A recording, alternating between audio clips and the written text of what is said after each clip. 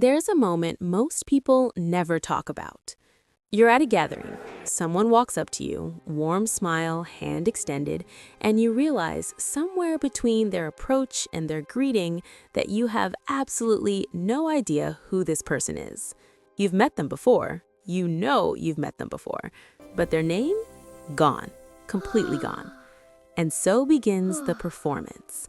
The slow nod, the deliberately vague, "Hey, you." The masterclass in conversational redirection where you somehow get through an entire 5-minute interaction without ever saying their name once. You are running social counterintelligence in real time, and part of you is genuinely impressed by your own evasive skill set. But underneath all of that improvisation is a feeling most people don't admit out loud. Something must be wrong with me. Here's what I want to tell you, not as a reassurance, as a fact. The reason you forget names has almost nothing to do with how much you care about people. It has everything to do with what kind of thinker you are. And once you understand the specific mechanism your brain is using, the shame dissolves and something much more interesting takes its place. Let's talk about what memory is actually for. Most people assume memory works like a camera.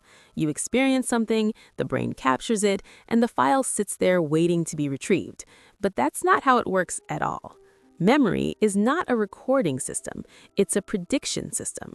Your brain doesn't store everything you experience. It stores what it has learned, through millions of years of evolutionary pressure, is likely to matter again. And it makes that calculation not based on what you consciously decide is important, but based on what arrives with emotional charge, with context, with connection to something it already understands. This is why you can forget someone's name while simultaneously remembering with vivid precision the exact tone of voice they used when they said something that unsettled you 3 years ago. Your brain wasn't being careless with the name, it was being perfectly rational according to its own deeply non-rational system of priorities. When your brain receives a piece of information, the first thing it tries to do, automatically, beneath conscious awareness, is find somewhere to attach it. Think of your long-term memory not as a filing cabinet, but as a living web. Every piece of knowledge you hold exists in relationship to other pieces.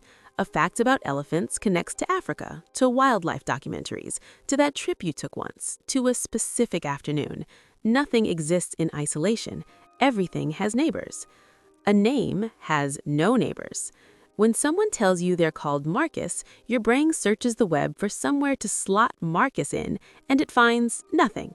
No concept, no image, no sensory trigger, no story. Just a sound that refers to a human standing in front of you. But here's what makes it worse. The brain doesn't just struggle to encode names, it actively treats them as low priority information because they carry what researchers call low semantic weight. A name tells you nothing about the person. It doesn't reveal their personality, their history, their role in your life, their emotional significance. It's a label attached before any of that was known. And your brain, which is in the business of building meaning, has almost nothing to work with. This is why you remember the person and forget the name. It was never a failure of attention. It was a success of prioritization. But there's a second layer here that goes deeper, and this is the part most people have never heard explained. There's a certain type of person who forgets names not just more frequently, but almost systematically, and these people share a cognitive profile that is the opposite of what you'd expect. They are not distracted, they are not uninterested, they are often among the most socially attuned, emotionally perceptive people in a room. What they share is an internal processing style that psychologists sometimes describe as high integrative complexity. Their minds don't experience conversations as linear exchanges of information, they experience them as layered events. They're tracking emotional subtext simultaneously with spoken content. They're reading what isn't being said alongside what is. They're constructing a 3-dimensional picture of the person in real time: motivations, mood, history, dynamics. This is extraordinarily cognitively expensive.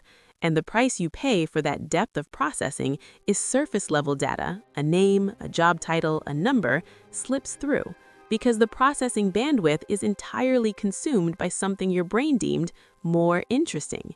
You weren't half present during that introduction, you were overly present, just to dimensions of the interaction that don't show up in the official record. Now here's the part that changes the whole picture. If your brain consistently deprioritizes names while deeply encoding personality, emotion, and narrative, that pattern doesn't just describe how you forget, it describes how you remember. Ask someone with this profile to describe a person they know. They won't lead with facts, they'll lead with impressions. She's the kind of person who always knows when something's wrong before you've said anything. He has this way of laughing where he checks whether other people are laughing too. The texture of people is what gets retained. The data tag does not. This architecture, where meaning matters more than label, where context outlasts content, is the same architecture that produces genuinely deep listeners. The people in your life who make you feel seen rather than just heard are almost always people whose memory works exactly this way. They don't remember what you said at last year's birthday dinner, they remember how you seemed. They remember the thing you said that suggested you were struggling even while you were pretending you weren't.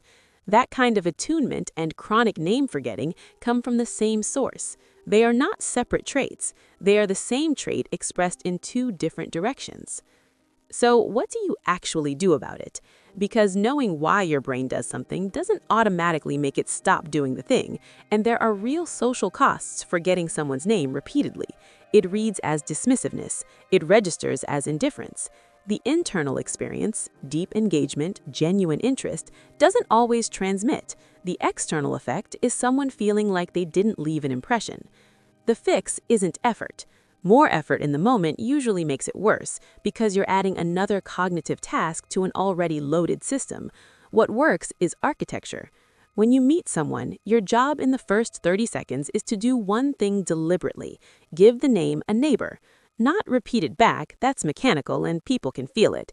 Find a connection. Marcus reminds you of your uncle's college roommate. Sarah sounds like the name of someone who would absolutely win an argument. It doesn't matter if the connection is strange or arbitrary. What matters is that the name now has somewhere to live in the web. It has one neighbor, and that is enough for the encoding to hold.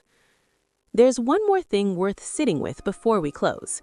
The cultural story around forgetting names is that it signals low regard, that the people who remember names are the ones who are truly present, truly engaged, truly invested, and the people who forget names are somehow skating through life without really landing anywhere.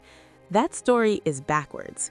The people who remember every name in a room are often running a very specific social algorithm, one that treats names as data points, people as networks, and interactions as transactions to be optimized. Their retention is impressive. What it reflects about depth of engagement is a separate question entirely. Memory is not a single faculty, it's a spectrum of priorities. And what you prioritize reveals what you actually value, not what you intend to value, not what you perform valuing, but what your brain, without being asked, decided was worth keeping. Yours kept the person. It just lost the label.